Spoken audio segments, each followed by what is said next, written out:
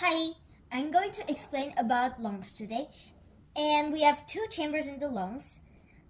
First, air goes into the trachea. See the mouth here? The trachea sends air to the lungs.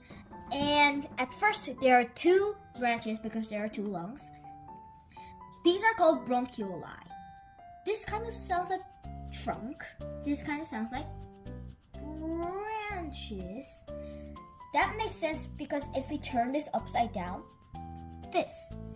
So here's the trunk and there are stems here.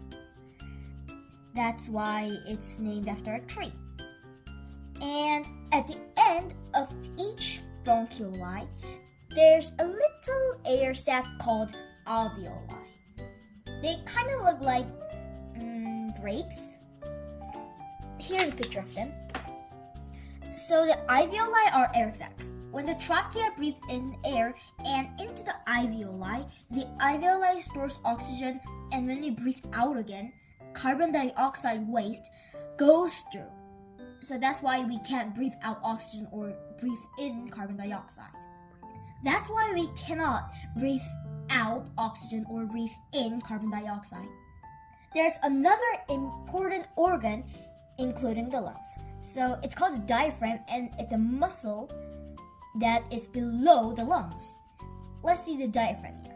Muscle that moves up and down to help expand your lungs. This is the diaphragm, and as it said here, this part or the whole thing moves up and down, up and down. And when the lungs run out of air, which includes oxygen and carbon dioxide, it shrinks a tiny bit, about a quarter size. When that happens, the diaphragm follows it up, and when we breathe in air or oxygen, this goes back its original size, and the diaphragm also goes down. So the diaphragm is not typically following the lungs, it's helping the lungs.